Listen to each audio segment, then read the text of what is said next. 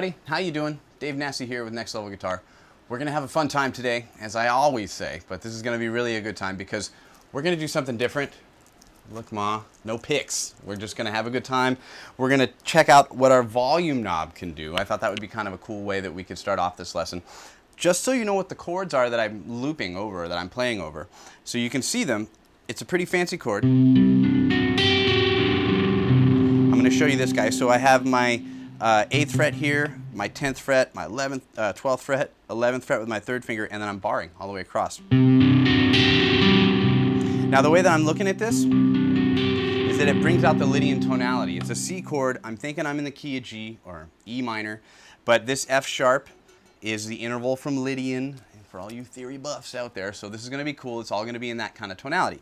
What I'm going to do is I'm going to take this chord, and then I'm going to lift up my 1st finger and bring my index over here to the 8th fret on the 2nd string. So that way when I hit the low E, I got like a chord change.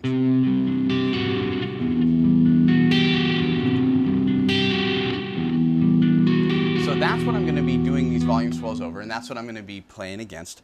So let's talk about the approach here. So when I go to swell into my notes, and I'm going to start right here in E minor pentatonic, I have to find the point where my volume knob is going to kick in and really initiate, because there is some play on some guitars where you could turn it just a little bit and you don't hear enough, and I turn a little bit more and it's right about there. That's kind of where you find it. At least that's what I usually do, is I kind of tap against the guitar and then I turn it and I visibly kind of mark where that is. So when I put down, I know where that initiates, because what I'm essentially recreating, it gives almost like a cello effect, but what it's really like is you're working a volume pedal. Think of that same kind of concept if you've ever used one, where your foot is going to be controlling when that note engages. You have to have a little bit of gain. See, I kind of missed that one. And you have to find right where they're at, and you push pretty hard against the guitar.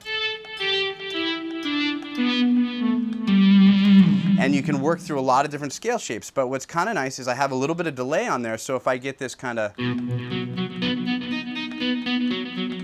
right, I get a little bit of that play there. Now, what I did there is I doubled on the volume knob, but I'm going to turn this way actually, just so you can kind of see from this angle what happens when we do this. I'm pushing down really hard, and look at all the muting that's going to go down. My 1st finger is going to lay like this, so that way when I slam my finger against the guitar, I'm not going to hear anything from the 3rd string or the D string. That's really, really important.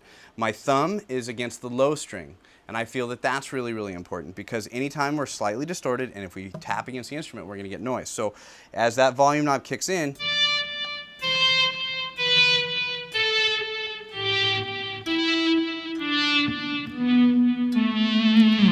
I can use that to get, comfortable, and I just outline the scale. Now, doubling up on the knob.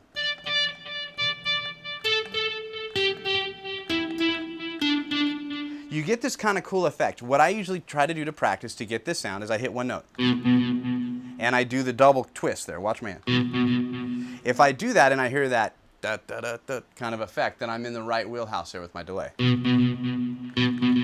I want to remind you of one really great thing. You see that link that you see below in that YouTube text box? If you click on that link, you're going to get some great things. What you get when you click on that link that you see below in that YouTube text box, first off, you get a free video that's not available on YouTube, and that's awesome. It's got all kinds of great information in it. And more importantly, it comes with a coinciding scale book or ebook that's got all kinds of diagrams, scale shapes. It's a fantastic ebook, and you get that free video, and all you got to do is just click on the link that you see below. So that's the effect that we're looking for. And I'm using this on the setting from my practice amp, so you don't need anything really overtly crazy, just a little bit of delay. And any kind of device, every delay pedal out there now is great enough for you to be able to get this effect. It's just a matter of finding that point where you hear it. And if I do that, listen to the timing between when I hit it and when the delay comes in. That's really what you want for that initial sound.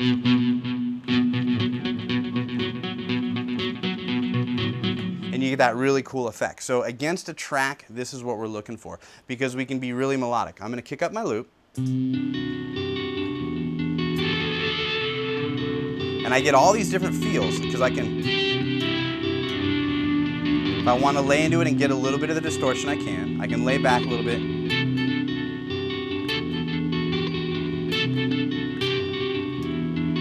And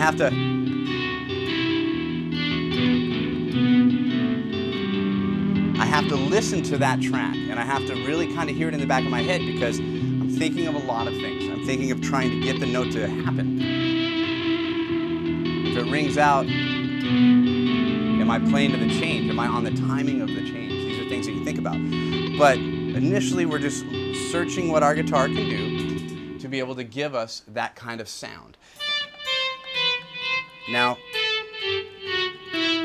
pentatonic scales, a little bit of your natural minor scales, these are all things that work out really, really nice. Let me just play a couple of the scale shapes that I'm outlining and that I'm trying to play out of. So I have my D Mixolydian shape, but I'm going to think of E natural minor.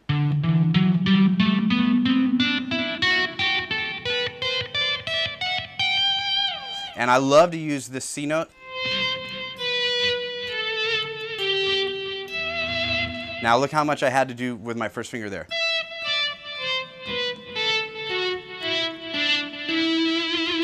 If I want to double up,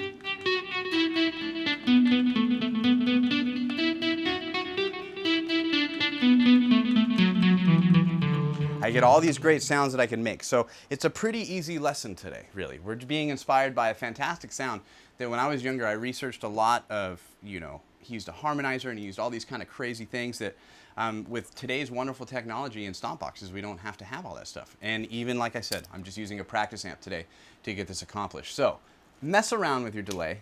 Get to know your instrument. Everyone is going to be a little bit different. Where it kicks in on the guitar is going to be different. I'm going to play some more examples. Again, maybe even use the chords from my particular loop that I did to play against, because it sounds really pretty. And you can work everything in E pentatonic or your natural minor, and it'll work out fantastic. So I'm going to do that one more time and play us out.